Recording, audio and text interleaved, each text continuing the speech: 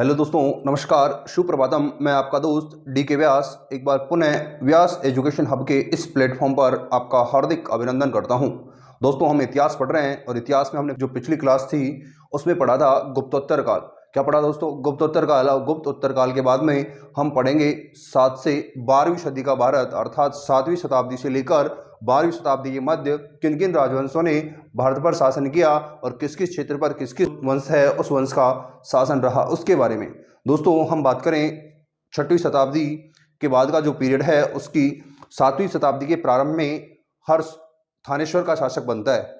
हर्षवर्धन की मृत्यु जब 647 ईस्वी में होती है तो हर्षवर्धन की मृत्यु के साथ ही कन्नौज पर अधिकार करने के लिए 3 जो राजवंश हैं उन 3 राजवंशों के मध्य आपस में संघर्ष चलता है दोस्तों, जिसे त्रिराज्य या त्रिपक्षीय संघर्ष भी कहा जाता है। हम बात करें दोस्तों कि इस समय जो 3 पक्ष हैं उन पक्षों के मध्य संघर्ष का क्या कारण था? संघर्ष का कारण था दोस्तों कन्नौज को प्राप्त करने के लिए। जैसे ही हर्षवर्धन की मृत्यु होती है, हर्षवर्धन की मृत्यु के बाद क्या होता है कि जो ये 3 राज्य हैं इस समय जो अपने अपने क्षेत्र में शक्तिशाली थे, इन तीनों राज्यों ने क्या किया? कन्नौज को प्राप्त करने के लिए एक दूसरे के मध्य इनमें संघर्ष होना प्रारंभ हो गया। अब देखें कौन कौन थे दोस्तों। उस समय की स्थिति ये थी, ये हमारा भारत, ठीक है दोस्तों, कुछ ऐसे करके हमारा भारत था और ये भारत, ठीक है। हम बात करें दोस्तों यहाँ महाराष्ट्र के आसपास का जो क्षेत्र था, यहाँ शासन था राष्ट्रकूटों का। किसका दोस्तों? राष्ट्रकूटों का। यहाँ हम देखें भारत के पूर्वी भाग में यहाँ शासक था, बंगाल में पाल वंशों का शासन था। और यहाँ पश्चिमी राजस्थान के साथ गुजरात का जो लगता हुआ क्षेत्र है, इस गुजरात के क्षेत्र में यहाँ शासन था दोस्तों प्रतिहारों का। किसका दोस्तों? प्रतिहारों का। दोस्तों, इन तीनों राज्यों के मध्य यहाँ बीच में कन्नौज पड़ता है और इस कन्नौज को प्राप्त करने के लिए इन तीनों राजवंशों के मध्य आपस में संघर्ष चलता रहा। और संघर्ष दोस्तों लगभग 783 ईस्वी से लेकर 915 ईस्वी तक। कब से लेकर? 783 ईस्वी से लेकर 915 ईस्वी के मध्य तक इन तीनों राज्यों के मध्य आपस में संघर्ष होता रहा। किस किस के बीच में? पाल, प्रतिहार और राष्ट्रकूटों के बीच में। तो हर्ष की मृत्यु के बाद क्या हुआ? तो हर्ष की मृत्यु के बाद से लेकर 7वीं शताब्दी से 12वीं शताब्दी के मध्य काल को भारतीय इतिहास में राजपूत काल, सामंत काल या 7 से 12वीं सदी का भारत कहा जाता है। क्या दोस्तों? नोट कर सकते हो कि हर्ष की मृत्यु के बाद से लेकर 12वीं शताब्दी तक के इतिहास को भारतीय इतिहास में गुर्जर प्रतिहार काल, सामंत काल, राजपूत काल व 7 से 12वीं सदी का भारत कहा जाता है। किस किस के बीच में संघर्ष हुआ दोस्तों? इस समय त्रिपक्षीय संघर्ष चला और त्रिपक्षीय संघर्ष में आपस में इन राजाओं के बीच में क्या हुआ? युद्ध हुआ। प्रारंभ में हम देखें इस त्रिपक्षीय संघर्ष में जो राष्ट्रकूट शासक है ध्रुव और गोविंद तृतीय इस युद्ध में विजय हुए। कौन? राष्ट्रकूट शासक। इसके बाद में देखें जो पाल शासक है देवपाल ने इस त्रिपक्षीय संघर्ष में, जो मध्य का काल था इस त्रिपक्षीय संघर्ष का, उस मध्य के काल में जो देवपाल है उस देवपाल ने विजय प्राप्त की। और उत्तर में अंतिम विजय जिसकी बात करें तो अंतिम विजय इसमें गुर्जर प्रतिहारों को मिली। किसको मिली दोस्तों? गुर्जर प्रतिहारों को मिली। और गुर्जर प्रतिहारों में जो शासक थे जिनको विजय प्राप्त हुई वो थे महेंद्रपाल और मिहिर भोज अंतिम शासक थे जिन्होंने त्रिपक्षीय संघर्ष में विजय प्राप्त की। अब दोस्तों हम बात करें कि जो 7 से 12वीं शताब्दी का भारत है, इसके मध्य अनेक राजपूत राजवंशों का उदय हुआ और उन राजपूत राजवंशों की उत्पत्ति के संबंध में हमारे यहाँ अनेक मत चलते हैं। ठीक है दोस्तों, कोई विद्वान क्या कहता है, सभी विद्वानों में आपस में इनके उत्पत्ति संबंधी मत हैं, वो मत हमें अलग अलग देखने को मिलते हैं। अर्थात उत्पत्ति संबंधी मत में इनमें आपस में भेदभाव पाया जाता है। मुख्यतः हम देखें दोस्तों तो 2 प्रकार के मत हमें देखने को मिलते हैं। एक तो भारतीय उत्पत्ति का मत और दूसरा विदेशी जो लोग हैं, विदेशी इतिहासकार हैं, वो राजपूतों की उत्पत्ति के मत में कुछ अपनी बातें कहते हैं कि इनकी उत्पत्ति किस प्रकार हुई। ये 2 प्रकार के मत हमें स्पष्ट रूप से देखने को मिलते हैं। सबसे पहले दोस्तों हम बात करेंगे जो भारतीय उत्पत्ति का मत है, अर्थात जो भारतीय इतिहासकार है, भारतीय लेख हैं, वो क्या कहते हैं कि राजपूतों की उत्पत्ति किस प्रकार हुई। सबसे पहले बात करें दोस्तों, जो राजपूत शब्द है, इस राजपूत शब्द का हम देखें कि हमारे जो इतिहास है, ठीक है, उस ऐतिहासिक सोर्सों में 7वीं शताब्दी से पहले भी एक शब्द का प्रयोग किया जाता था और वो शब्द था दोस्तों राजपुत्र। क्या दोस्तों? राजपुत्र। तो इतिहासकार कहते हैं राजपुत्र शब्द है, इस राजपुत्र शब्द का कालांतर में जब लोगों ने क्या किया, आम भाषा में इसको बोलचाल, इसको काम में लेना प्रारंभ किया, तो धीरे धीरे इसका क्या हो गया, अपभ्रंश हो गया और राजपुत्र से क्या बन गया, राजपूत बन गया। ठीक है, और राजपूत जो शब्द है, या राजपुत्र जो शब्द है, ये जो क्षत्रिय लोग थे उनके लिए काम में लिया जाता था। किसमें कहा गया है, भारतीय ग्रंथों में कहा गया है कि भारतीय ग्रंथ ये कहते हैं कि राजपुत्र शब्द बहुत पहले से काम में लिया जा रहा है। भारतीय इतिहासकार ये कहते हैं कि धीरे धीरे जो राजपुत्र शब्द था, इस राजपुत्र शब्द को तोड़ मरोड़ कर क्या कर दिया गया, राजपूत शब्द बना दिया गया। जो राजपुत्र शब्द है जिसका प्रयोग हम किसके लिए करते हैं, क्षत्रिय जाति के लिए करते थे। नेक्स्ट दोस्तों, इतिहासकार चंद्रप्रदायी। चंद्रप्रदायी ने एक ग्रंथ लिखा है दोस्तों, पृथ्वीराज रासो, और उस पृथ्वीराज रासो में वो अग्निकुल से उत्पन्न 4 जातियों के बारे में उल्लेख करता है कि इसमें निम्न 4 जातियों का उद्भव हुआ। क्या, अग्निकुल से 4 जातियों की उत्पत्ति का सिद्धांत देते हैं कौन, चंद्रप्रदायी।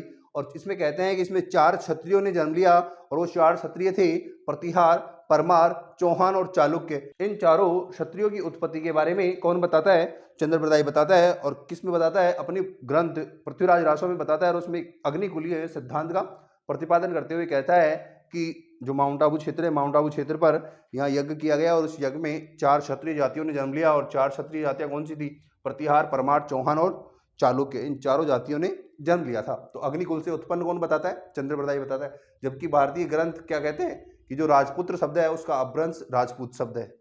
ठीक है, नेक्स्ट बात करें, जो पाणिनि है, पाणिनि की अष्टाध्यायी है दोस्तों। इस पाणिनि की अष्टाध्यायी में राजपुत्र शब्द का प्रयोग किसके लिए किया गया है, राजन्य तथा रक्षक के लिए।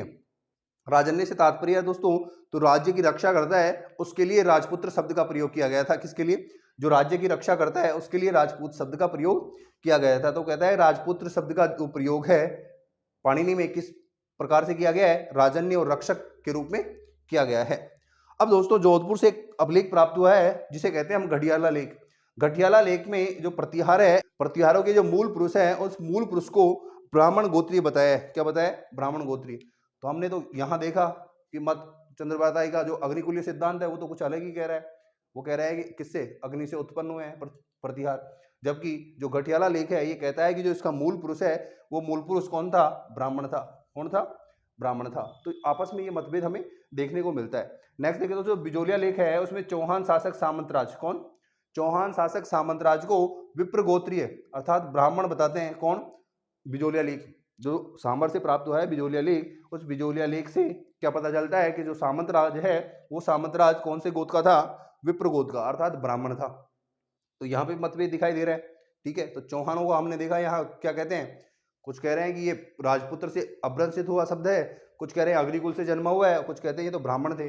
जबकि हम एक ग्रंथ देखें पिंगल सूत्रवर्ती, पिंगल सूत्रवर्ती में जो परमार राजा मुंज है, ठीक है, परमार राजा मुंज को तथा भल्लाल चरित्र में जो सैन वंशी शासक थे, किसको, परमार राजा मुंज तथा सैन वंशी शासकों को क्या बताया गया है, ब्राह्मण कुल से उत्पन्न बताया गया है। क्या कहते हैं ये तो ब्राह्मण वंशीय थे। तो हम पढ़ेंगे जो 7वीं से 12वीं शताब्दी के मध्य का जो इतिहास है उसमें अनेक राजवंशों को पढ़ेंगे, जिसमें हम सैन वंश को भी पढ़ेंगे, ठीक है, परमार वंश को भी पढ़ेंगे। तो जो यहाँ हम बात कर रहे हैं कि ये क्षत्रिय लोग हैं 7 से 12वीं शताब्दी के मध्य जिन क्षत्रिय, जिन राजपूत कुलों का जन्म हुआ, जिन राजवंशों का जन्म हुआ, उनसे उनके उत्पत्ति संबंधी मतों के बारे में। नेक्स्ट देखें दोस्तों विदेशी मत। विदेशी मत में हम सबसे पहले देखें दोस्तों इतिहासकार कर्नल जेम्स टोड के बारे में। कर्नल जेम्स टोड ने जो राजपूत है, राजपूतों के लिए कहा है कि राजपूत विदेशी जो जाति थी, उस विदेशी जाति, कौन सी जाति बताया उन्होंने, विदेशी जातियों में भी उसने कहा है कि जो सीथियन जाति थी, उस सीथियन जाति की संतान। तो किस इतिहासकार ने राजपूतों को सीथियन जाति की संतान बताया है, तो कर्नल जेम्स टोड ने। किसने बताया दोस्तों, कर्नल जेम्स टोड ने। Next William Crooke. William Crooke दोस्तों ये कहते हैं कि प्राचीन काल में विदेशी जातियां यहाँ आई और विदेशी जातियों ने यहाँ आकर के क्या किया, आक्रमण किया, और आक्रमण करके वो जातियां यहीं निवास करने लग गई। कालांतर में वो जातियों ने अपनी जाति को परिवर्तित कर लिया और वो क्या बन गए, राजपूत बन गए। तो विदेशी जाति से परिवर्तित कौन बताते हैं, विलियम क्रुक। विलियम क्रुक कहते हैं कि ये विदेशी जाति से परिवर्तित हुए हैं। जबकि विंसेंट स्मिथ का मत है कि शक और कुषाणों ने भारत पर आक्रमण किया और शक और कुषाणों के आक्रमण के कारण बाद में शक और कुषाणों ने क्या कर लिया, अपनी जाति को परिवर्तित कर लिया और राजपूत हो गए। क्या हो गए, वो राजपूत हो गए। तो शक और कुषाणों से परिवर्तित कौन बताता है, विंसेंट स्मिथ बताता है। जबकि विलियम क्रुक क्या कहते हैं, विदेशी जाति से परिवर्तित बताते हैं। कर्नल जेम्स टोड कहते हैं सीथियन जाति की संतान है। नेक्स्ट भंडारकर महोदय। दोस्तों भंडारकर महोदय कहते हैं कि एक विदेशी जाति ने प्राचीन काल में भारत पर आक्रमण किया। वो जाति कौन सी थी, गुर्जर जाति थी। और गुर्जर जाति के आक्रमण के बाद में उससे जो 4 जातियां, ठीक है, उससे कितनी जातियां, 4 जातियों का जन्म हुआ। कौन कौन सी, प्रतिहार, परमार, चौहान और सोलंकी। तो भंडारकर महोदय वो कहते हैं कि राजपूतों की उत्पत्ति विदेशी जाति गुजर से हुई है। किससे? विदेशी जाति गुजर से हुई है। वो कहते हैं कि विदेशी जाति गुजर से 4 जातियों का उद्भव होता है, प्रतिहार, परमार, चौहान और सोलंकी शासकों का। तो इस प्रकार से हम देखें ये विदेशी मत था और ये थे भारतीय मत। तो दोस्तों एक बार आप इसको नोट कर लीजिए। दोस्तों अब हम 7 से 12वीं शताब्दी का इतिहास पढ़ रहे हैं और इस इतिहास में सबसे पहले हम बात कर रहे हैं गुर्जर प्रतिहार वंश के बारे में। किसके बारे में दोस्तों? गुर्जर प्रतिहार जो शासक हुए उनके बारे में सबसे पहले हम पढ़ेंगे। और हम सबसे पहले देखें तो गुर्जर प्रतिहार वंश का जो संस्थापक था वो हरिश्चंद्र था। कौन था दोस्तों? हरिश्चंद्र था। हरिश्चंद्र के बारे में दोस्तों जो गठियाला लेख है जोधपुर से जो प्राप्त हुआ है, उस गठियाला लेख में यह उल्लेख किया गया है कि रोहिलिद्दी, क्या एक उन्हें नाम दिया है, क्या रोहिलिद्दी नाम दिया गया है। किसको? हरिश्चंद्र को। तो हरिश्चंद्र को रोहिलिद्दी नाम किस अभिलेख में दिया गया है? तो वो गठियाला अभिलेख में दिया है। और गठियाला अभिलेख कहाँ है? ये जोधपुर में अवस्थित है। कहाँ अवस्थित है दोस्तों? जोधपुर में अवस्थित है। अब नेक्स्ट बात करें दोस्तों जो गुर्जर प्रतिहार है उन गुर्जर प्रतिहारों की जानकारी से संबंधित स्रोतों के बारे में, कि गुर्जर प्रतिहारों की जानकारी हमें किन किन स्रोतों से मिलती है, वो स्रोत कौन कौन से हैं, उनको सबसे पहले हम देखते हैं। सबसे पहले बात करें दोस्तों पुलिकेशिन सेकंड। दोस्तों जो पुलिकेशिन सेकंड था उसका दरबारी रवि कीर्ति जैन था और रवि कीर्ति जैन ने एक एहोल अभिलेख की रचना की है। उस एहोल अभिलेख में सर्वप्रथम जो गुर्जर प्रतिहार जाति है उसका उल्लेख किया गया है। तो दोस्तों आपसे एग्जामिनर पूछे कि सर्वप्रथम गुर्जर प्रतिहार जाति का उल्लेख किसमें किया गया है, तो एहोल अभिलेख में किया गया है। तो एहोल अभिलेख किसके समय का है?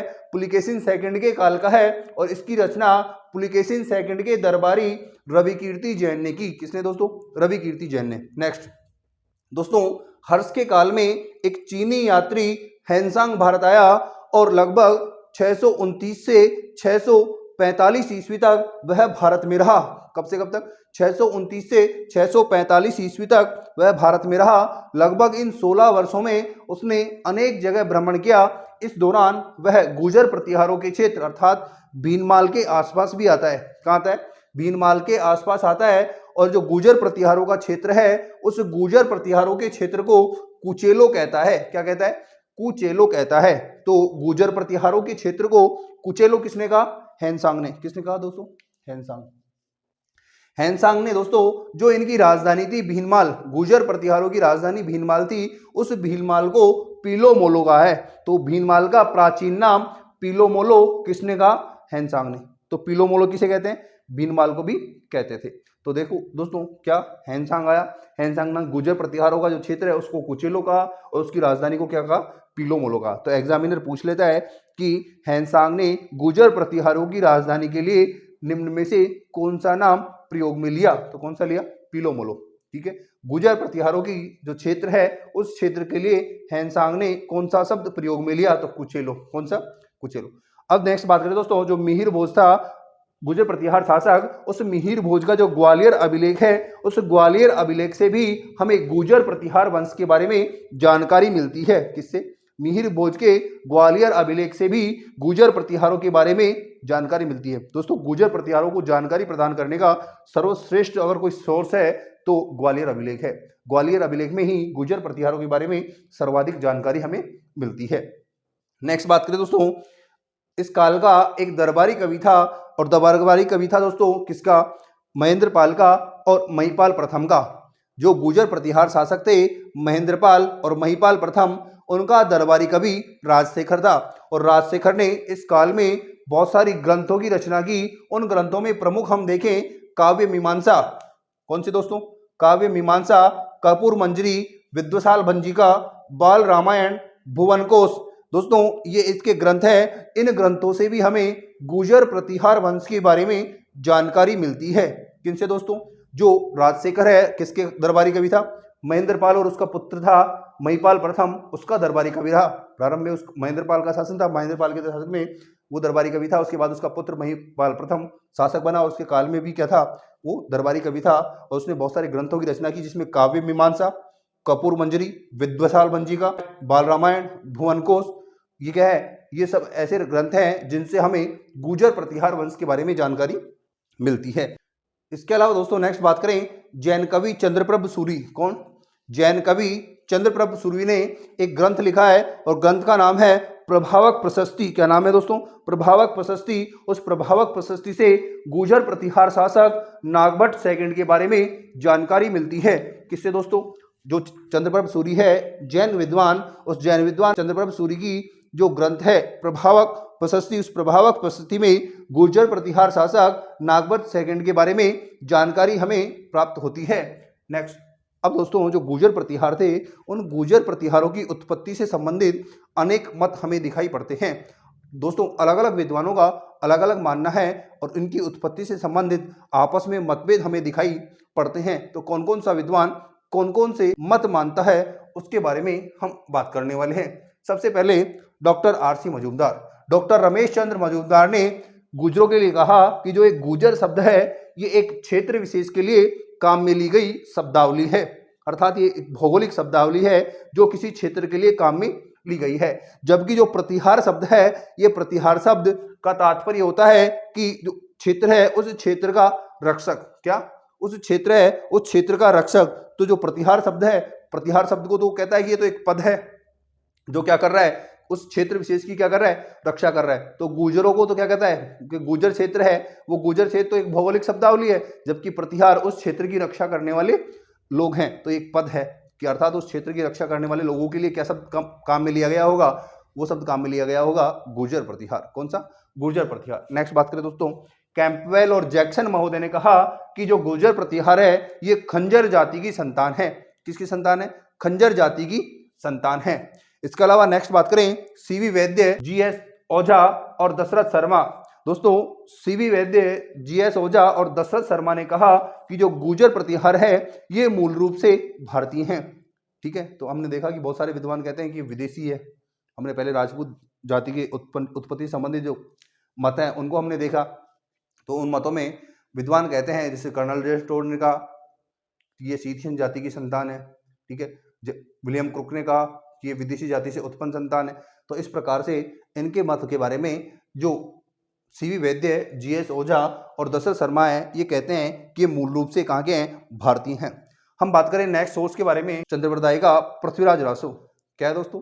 चंद्रवरदायी का पृथ्वीराज रासो। दोस्तों चंद्रवरदायी ने अपने पृथ्वीराज रासो में अग्निकुल का सिद्धांत दिया है, जिसमें बताया है कि अग्निकुल से 4 जातियों का जन्म हुआ, जिसमें प्रतिहार, कौन? प्रतिहार, परमार, चौहान और चालुक्य जातियां थी। तो प्रतिहार जाति को अग्निकुल से उत्पन्न किसने बताया? चंद्रवरदायी ने बताया है। नेक्स्ट बात करें दोस्तों, जो गुर्जर प्रतिहार शासक थे, गुर्जर प्रतिहार शासकों के काल में अरब यात्री अल मसूदी भारत आता है और वो गुर्जर प्रतिहारों क्षेत्र के लिए, जो गुर्जर प्रतिहार क्षेत्र था उस गुर्जर प्रतिहार क्षेत्र को कहता है वो अल गुर्जर क्षेत्र कहकर के संबोधित करता है कि जो उनका जो क्षेत्र है उसे क्या कहता है? अल गुर्जर कहता है। जबकि जो गुर्जर प्रतिहार हैं उन गुर्जर प्रतिहारों को जुर्ज कहता है, अर्थात सारे जो जितने भी गुर्जर प्रतिहार का पूरा वंश था उस पूरे वंश को जुर्ज कहता है। और जो राजा होता था गुर्जर प्रतिहारों का, उस राजा को उसने बोरा नाम दिया है। क्या नाम दिया है? बोरा। तो अल मसूदी किसके काल में? गुर्जर प्रतिहारों के काल में भारत आता है और भारत आकर के जो गुर्जर प्रतिहार क्षेत्र है उस गुर्जर प्रतिहार क्षेत्र को अल गुर्जर कहता है, जबकि जो गुर्जर प्रतिहारों का वंश है उस पूरे वंश को जुर्ज कहता है। और जो गुर्जर प्रतिहारों का जो शासक होता था उसे बोरा कहा है। किसने दोस्तों? अल मसूदी ने। किसने? अल मसूदी ने। दोस्तों एक बार आप इसको नोट कर लीजिए। नेक्स्ट दोस्तों अब हम बात करने वाले हैं जो गुर्जर प्रतिहार वंश के शासक हुए हैं उनके बारे में। सबसे पहले हम बात करें जो मूणोत नैन्सी है। मूणोत नैन्सी ने जो गुर्जर प्रतिहार वंश है इस गुर्जर प्रतिहार वंश की 26 शाखाएं बताई हैं। कितनी शाखाएं बताई हैं दोस्तों? 26 शाखाएं बताई हैं, और जिनमें से कहा है कि 2 शाखाएं मुख्य मानी जाती हैं। एक तो मंडोर के गुर्जर प्रतिहारों की शाखा और एक भीनमाल के गुर्जर प्रतिहार, ये 2 शाखाएं मुख्य मानी जाती हैं। बताइए कितनी है? 26 बताई हैं। सबसे पहले हम मंडोर के गुर्जर प्रतिहारों की बात करें तो मैंने कहा कि गुर्जर प्रतिहार वंश का संस्थापक कौन था? हरिश्चंद्र था। कौन था दोस्तों? हरिश्चंद्र। हरिश्चंद्र का उपनाम रोहिलिद्दी मिलता है। क्या मिलता है? रोहिलिद्दी। दोस्तों किस में लिखा हुआ है? गटियाला लेख में ये नाम लिखा हुआ है। नेक्स्ट देखिए दोस्तों रज्जिल। रज्जिल दोस्तों यह हरिश्चंद्र का पुत्र था। किसका दोस्तों? हरिश्चंद्र का पुत्र था, और इसने अपनी राजधानी के रूप में जोधपुर अवस्थित मंडोर को अपनी राजधानी के रूप में स्थापित किया। तो मंडोर को अपनी राजधानी के रूप में स्थापित किसने किया? रज्जिल ने। दोस्तों रज्जिल ने अपने शासनकाल के दौरान राजसूय यज्ञ का भी आयोजन करवाया। किसका दोस्तों? राजसूय यज्ञ का भी आयोजन करवाया, और इसने एक उपाधि धारण की जो थी राजा की।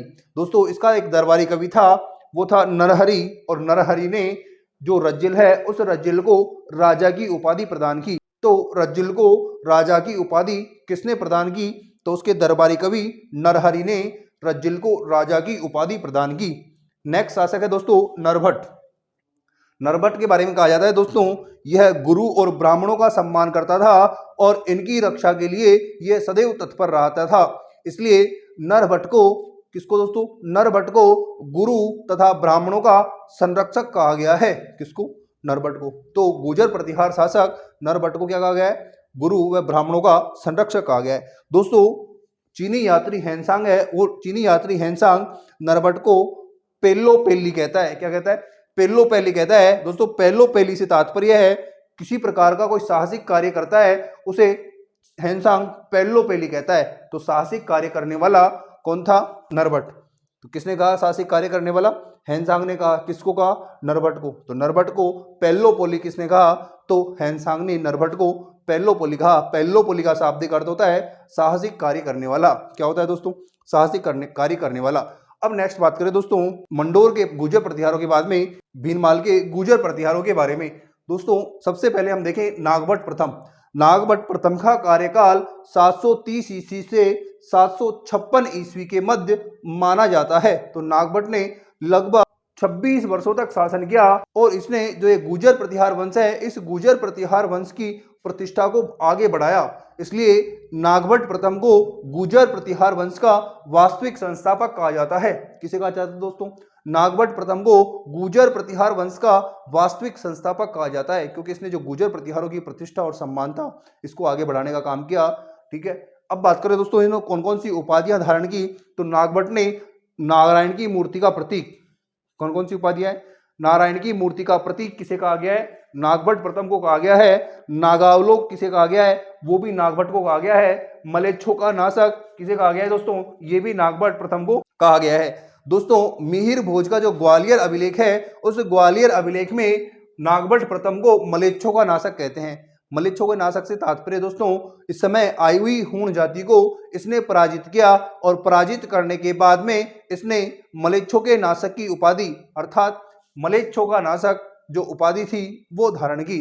तो किसने? नागभट्ट प्रथम ने। तो मलेच्छों का अर्थात जो हूण थे, हूणों को मलेच्छ कहा जाता है और मलेच्छों का नाशक किसे कहा गया? नागभट्ट प्रथम को। किसमें? ग्वालियर अभिलेख है, मिहिर भोज का जो ग्वालियर अभिलेख है उस ग्वालियर अभिलेख में नागभट्ट प्रथम को मलेच्छों का नाशक कहा गया है। नेक्स्ट बात करें दोस्तों जो नागभट्ट प्रथम है, नागभट्ट प्रथम ने अपनी राजधानी के रूप में भीनमाल को, जो कि जालोर अवस्थित है, भीनमाल को अपनी राजधानी के रूप में स्थापित किया। इसके अलावा उसने दूसरी राजधानी के रूप में जो उज्जैन था उस उज्जैन को दूसरी राजधानी के रूप में स्थापित किया। तो जालोर को तो मुख्य राजधानी और दूसरी राजधानी कौन सी? उज्जैन। दूसरी राजधानी कौन सी?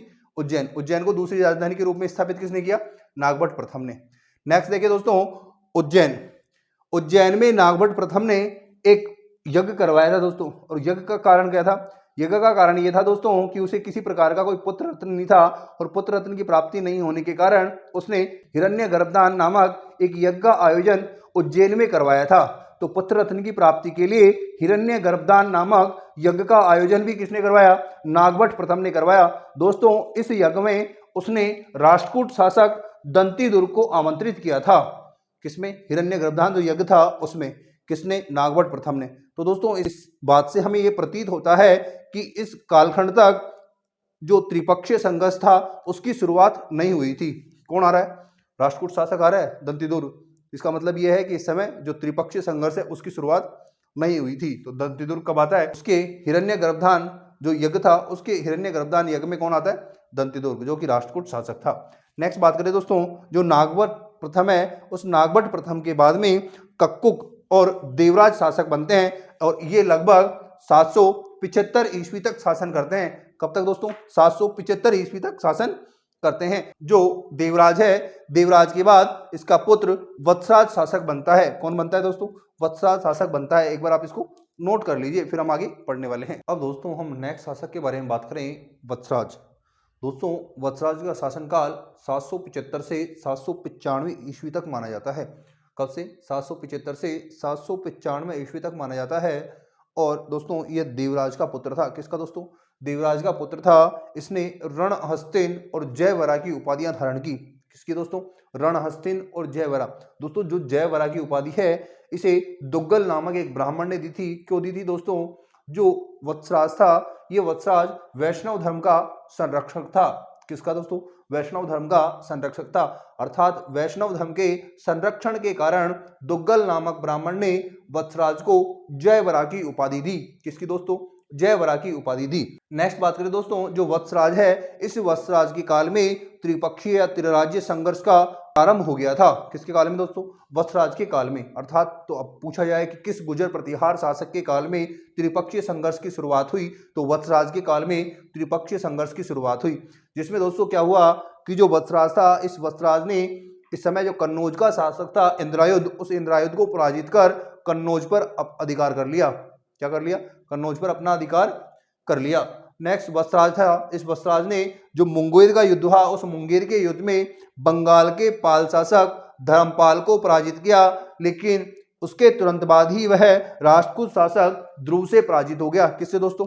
ध्रुव से पराजित हो गया। तो इंद्रायुध से इसने कन्नौज तो छीन लिया। कन्नौज छीनने के बाद क्या हुआ? इसे कन्नौज पर अधिकार किया। अधिकार करने के बाद तुरंत बाद हम देखते हैं कि जो राष्ट्रकूट शासक था ध्रुव, वो ध्रुव क्या करता है? इस पर आक्रमण करता है और कन्नौज को पुनः छीन लेता है। तो ये कहा जाता है कि वत्सराज के काल में कन्नौज पहली बार गुर्जर प्रतिहारों को मिला और उसी के काल में उसने कन्नौज को अपने हाथों से गंवा दिया। तो किसके काल में पहली बार कन्नौज मिला? वत्सराज के काल में कन्नौज पहली बार गुर्जर प्रतिहारों को मिला और उसी के काल में राष्ट्रकूट शासक ध्रुव ने उसे पराजित कर उसके हाथों से कन्नौज को छीन लिया। किसके काल में? तो पहली बार किसके काल में कन्नौज मिला? वत्सराज के काल में। दोस्तों वत्सराज के काल में वली प्रबंध नामक संस्कृत भाषा में एक ग्रंथ की रचना हुई, जिसमें गुर्जर प्रतिहार काल में प्रचलित सती प्रथा का उल्लेख मिलता है। तो गुर्जर प्रतिहार काल में प्रचलित सती प्रथा का उल्लेख किसमें मिलता है? तो संस्कृत भाषी जो लेख है, ग्रंथ है वली प्रबंध, उसमें गुर्जर प्रतिहार कालीन सती प्रथा का उल्लेख मिलता है। नेक्स्ट बात करें दोस्तों, मैंने बताया आपको कि राष्ट्रकूट शासक ध्रुव है, इस राष्ट्रकूट शासक ध्रुव ने वत्सराज को पराजित कर दिया। कन्नौज के युद्ध में पराजित कर उसने कन्नौज पर अधिकार कर लिया और कन्नौज पर अधिकार करने के उपलक्ष्य में उसने गंगा और यमुना को अपने प्रतीक चिन्ह के रूप में अपनाया। तो राष्ट्रकूट शासक ध्रुव ने किस उपलक्ष्य में गंगा और यमुना को अपने प्रतीक चिन्ह के रूप में अपनाया? तो कन्नौज पर अधिकार या कन्नौज पर विजय के उपलक्ष्य में उसने अपनाया। तो किसको पराजित किया? वत्सराज को पराजित किया।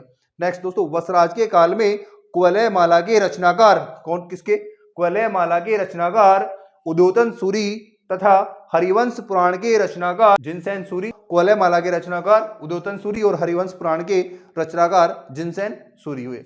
नेक्स्ट बात करें दोस्तों, जो वत्सराज है, ये वत्सराज शैव मत का अनुयायी था। किसका दोस्तों? शैव मत का अनुयायी था। और वत्सराज के काल में जो ओसिया जोधपुर अवस्थित एक मंदिरों का समूह है, उस मंदिरों के समूह में महावीर स्वामी का मंदिर है, उसका निर्माण हुआ। कहाँ पे दोस्तों? ओसिया में। किसके काल में? वत्सराज के काल में ओसिया में महावीर स्वामी के मंदिर का निर्माण किया गया, जो कि पश्चिमी भारत का प्रथम जैन मंदिर माना जाता है। कि प्रथम जैन मंदिर का निर्माण किसने करवाया? किसके काल में हुआ? तो वो वत्सराज के काल में हुआ। तो पश्चिमी भारत के प्रथम जैन मंदिर का निर्माण वत्सराज के काल में हुआ। तो दोस्तों अब एक बार आप इसको नोट कर लीजिए, फिर आगे के शासकों के बारे में हम बात करेंगे। दोस्तों अब हम नेक्स्ट शासक के बारे में बात करें तो नेक्स्ट शासक है नागभट्ट सेकंड। नागभट्ट सेकंड का काल 800 से 833 ईस्वी तक माना जाता है। तो नागभट्ट ने कब से कब तक शासन किया? 800 से 833 ईस्वी तक नागभट्ट ने शासन किया। दोस्तों उपाधि के बारे में बात करें तो नागभट्ट ने परम भट्टारक महाराजाधिराज परमेश्वर की उपाधि धारण की। कौन सी दोस्तों? परम भट्टारक महाराजाधिराज परमेश्वर की उपाधि धारण की। किसने? नागभट्ट सेकंड ने। दोस्तों नागभट्ट सेकंड के बारे में हमें जानकारी मिलती है, वो मिलती है मिहिर भोज के ग्वालियर अभिलेख से। किससे दोस्तों? मिहिर भोज के ग्वालियर अभिलेख से हमें नागभट्ट सेकंड के बारे में जानकारी मिलती है। दोस्तों जो मिहिर भोज का ग्वालियर अभिलेख है, उसमें बताया गया है कि नागभट्ट सेकंड ने कर्ण, अनार्त, किरात, तुरुस्क, वत्स और मत्स्य क्षेत्रों को जीत लिया था, इसलिए इसे इन क्षेत्रों का विजेता भी कहा गया है। किस किस का? कर्ण, अनार्त, किरात, तुरुस्क, वत्स और मत्स्य क्षेत्रों का विजेता किसे कहा गया है? तो नागभट्ट सेकंड को कहा गया है। किसमें? ग्वालियर अभिलेख में। नेक्स्ट बात करें दोस्तों, नागभट्ट सेकंड के काल में कन्नौज पर राष्ट्रकूट शासक गोविंद का अधिकार था। दोस्तों गोविंद के प्रतिनिधि के रूप में चक्रायुध इस समय कन्नौज का शासन संभाल रहा था। कौन? चक्रायुध। दोस्तों क्या हुआ, जब राष्ट्रकूट शासक गोविंद दक्षिण भारत के अभियान पर गया हुआ था तो गुर्जर प्रतिहार शासक नागभट्ट सेकंड ने कन्नौज पर आक्रमण किया और चक्रायुध को पराजित कर कन्नौज पर अधिकार कर लिया। किस पर दोस्तों? कन्नौज पर अधिकार कर लिया। इससे आहत हो गया कौन? राष्ट्रकूट शासक गोविंद, कि उसका क्षेत्र था, उसका जीता हुआ क्षेत्र था, उसका अधिकारी क्या कर रहा था? वहां शासन कर रहा था।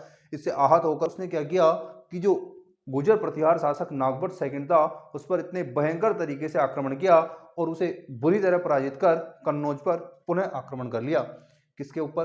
कन्नौज पर आक्रमण कर दिया। तो राष्ट्रकूट शासक गोविंद ने किसको पराजित किया? नागभट्ट सेकंड को पराजित किया और कन्नौज पर अधिकार कर लिया।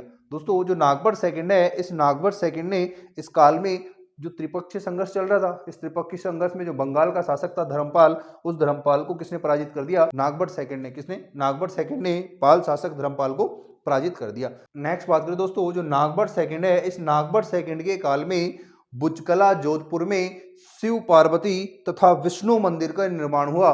किसका दोस्तों? विष्णु मंदिर का और शिव पार्वती के मंदिर का निर्माण हुआ। कहां पे? बुचकला जोधपुर में।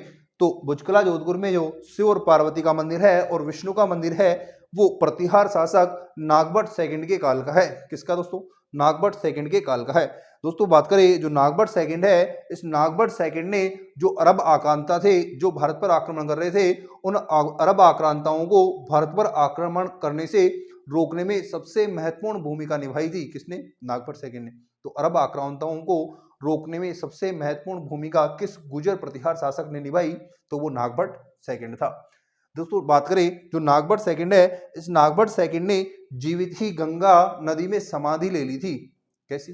जीवित ही गंगा में उतर गया और वहां पे उसने अपने प्राण त्याग दिए। नेक्स्ट शासक हुआ दोस्तों रामभद्र। रामभद्र 833 से 836 ईस्वी तक गुर्जर प्रतिहार वंश का शासक हुआ। कब से कब तक? 833 से 836 ईस्वी तक। दोस्तों 3 वर्ष ही शासन क्यों किया?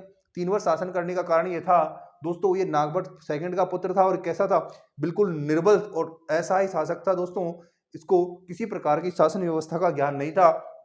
इसका फायदा उठा करके जो बंगाल के शासक थे, पाल वंश के शासक, उन पाल वंश के शासकों ने इन पर आक्रमण करना प्रारंभ कर दिया। इससे आहत होकर जो रामभद्र है, इस रामभद्र के पुत्र मिहिर भोज ने रामभद्र की हत्या कर दी। किसकी दोस्तों?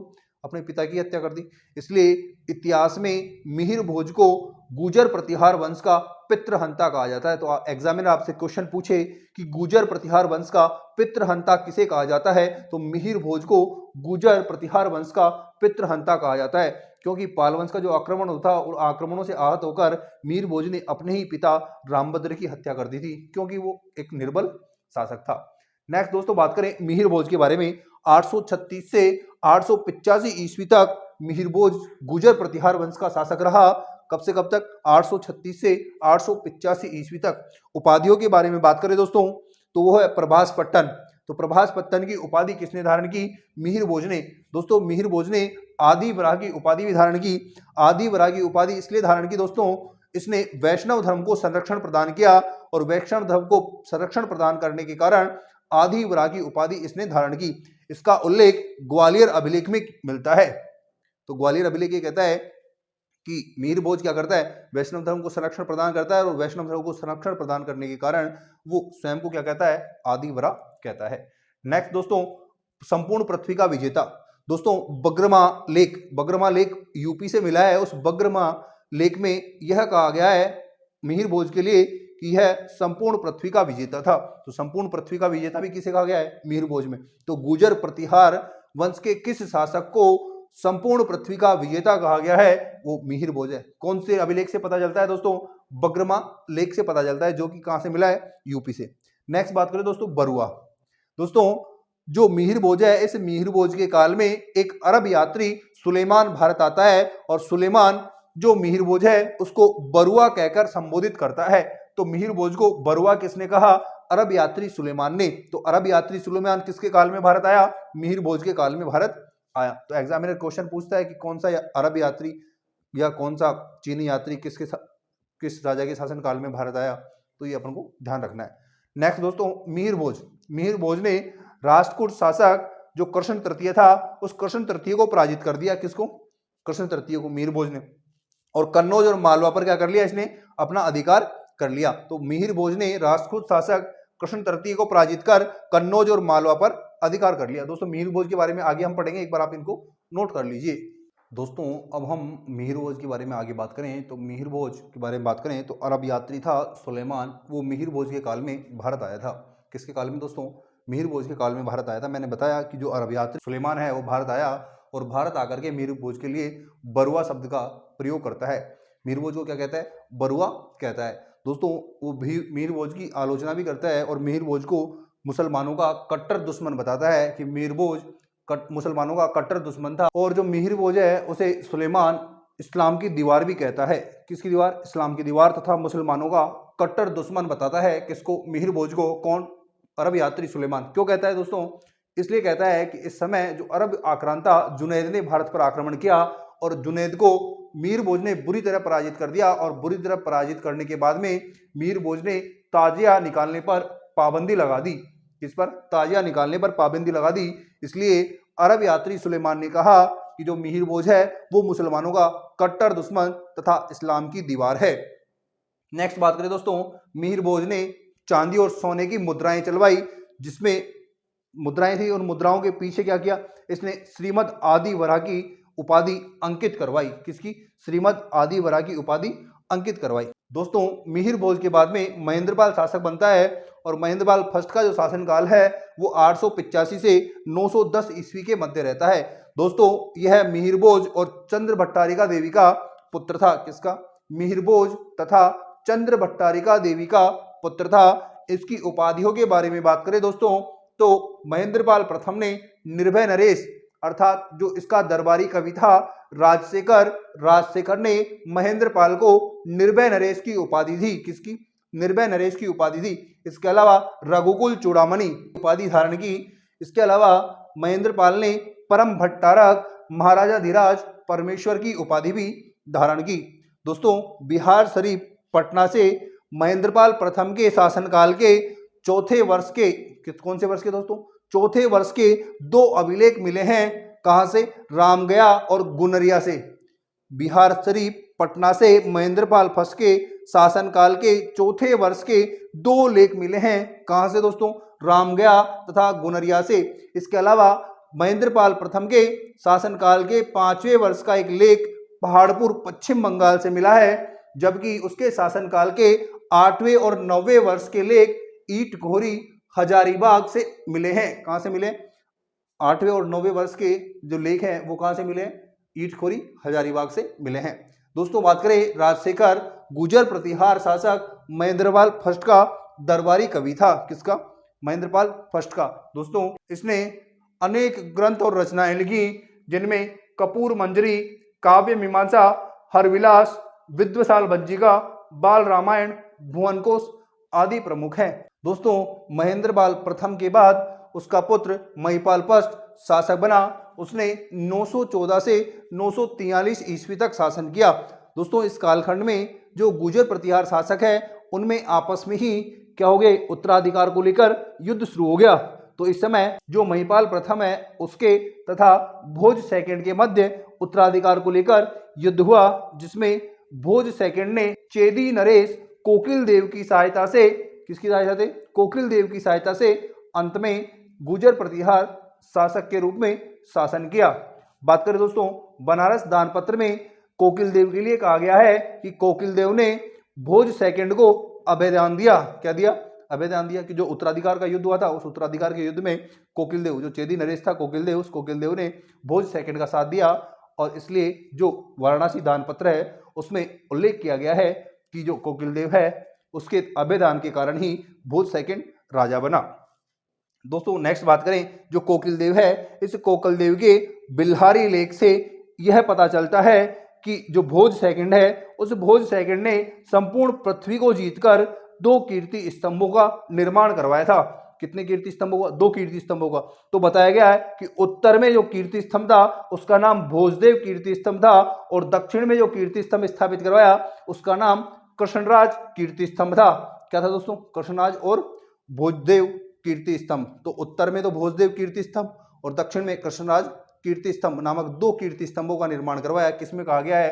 कोकिल देवी की बिल्हारी लेख में कहा गया है कि उसने संपूर्ण पृथ्वी को जीतते हुए 2 कीर्ति स्तंभों का निर्माण करवाया। दोस्तों, जो महिपाल गुजर प्रतिहार शासक है, इसके काल में बगदाद का यात्री अल मसूदी भारत आया। कौन दोस्तों?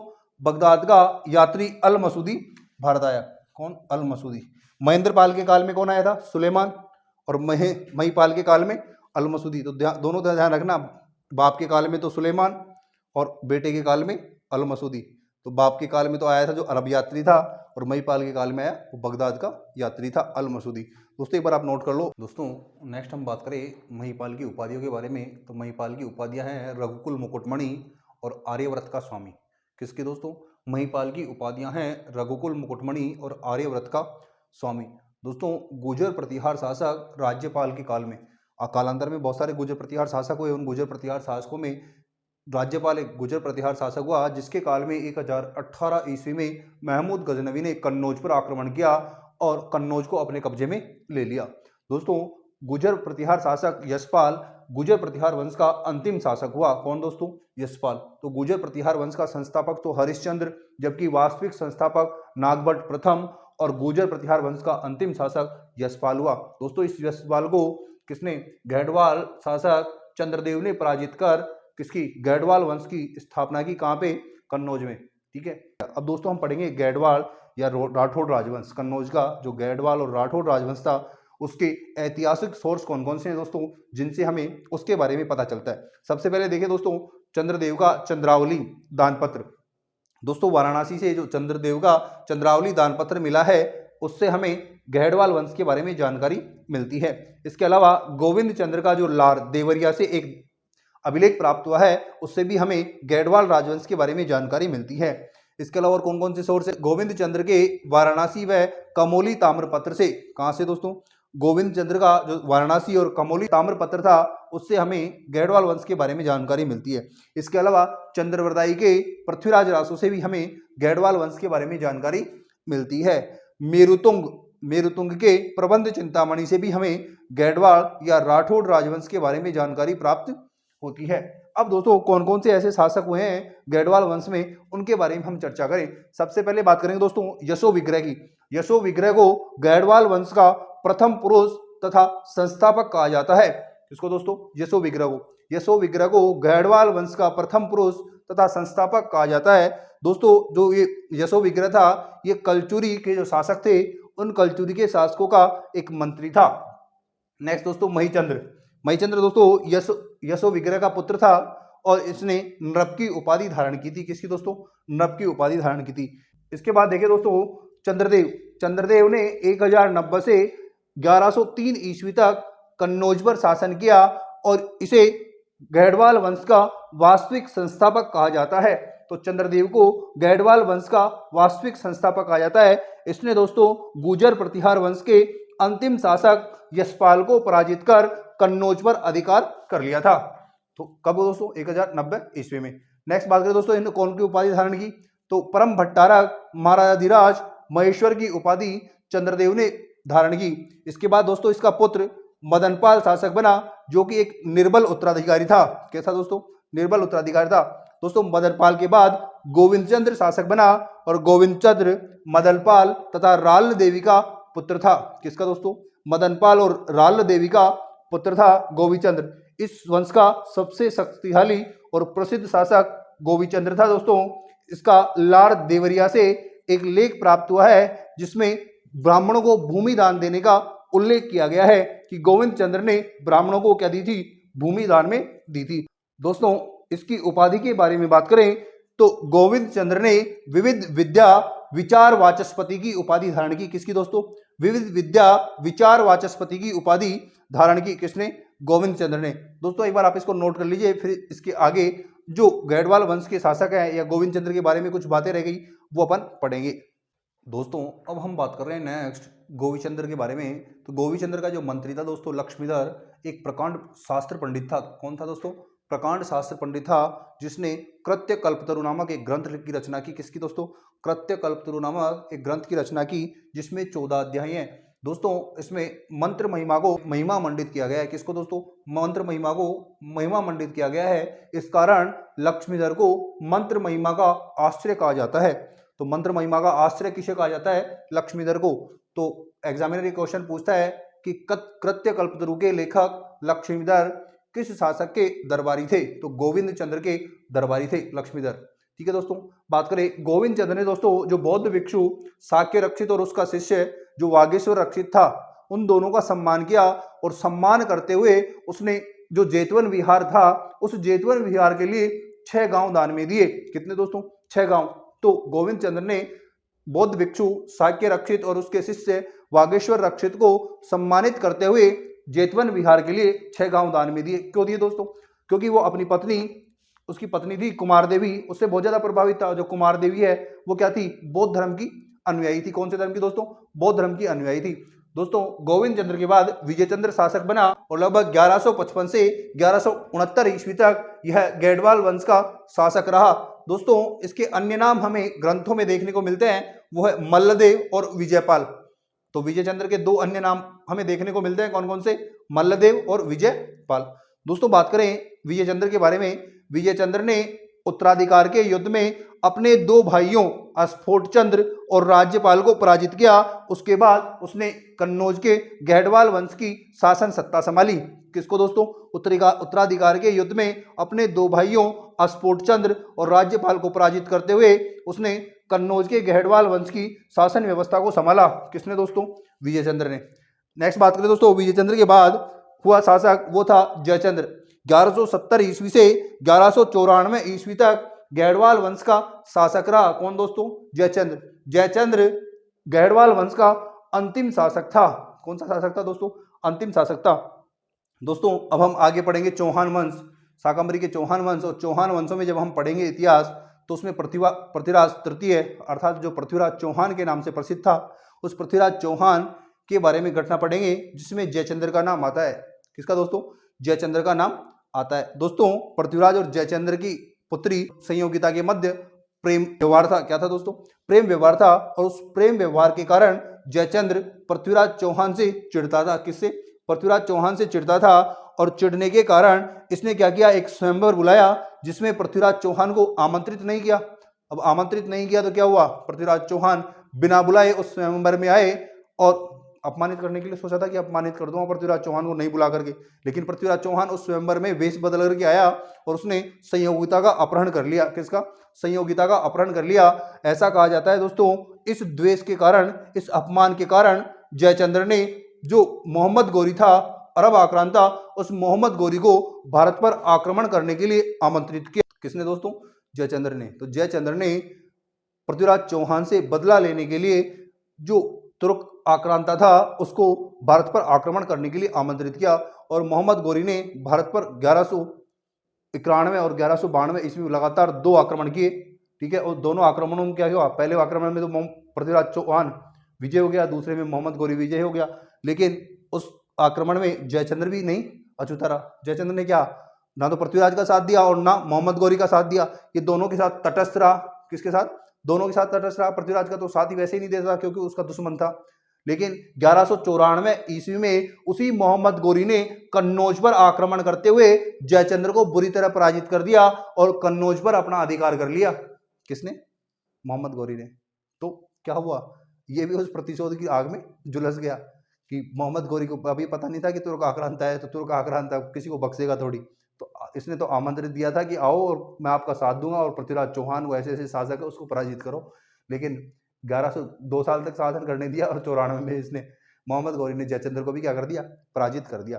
इस प्रकार जो कन्नौज का अंतिम शासक हम देखते हैं वो जयचंद्र हमें देखने को मिलता है। दोस्तों आज हमने यहाँ तक पढ़ लिया। इसके बाद दोस्तों हम 7 से 12वीं शताब्दी के अन्य जो राजवंश रह गए उनको पढ़ेंगे। ठीक है, उनमें हम चालुक्यों को पढ़ेंगे। ठीक है, चालुक्यों के अलावा पल्लवों को पढ़ेंगे, चोलों को पढ़ेंगे, इसके अलावा राष्ट्रकूटों को पढ़ेंगे। ठीक है, इसके अलावा चौहान वंश है, उन सबको पढ़ेंगे। जब तक के लिए दोस्तों नमस्कार।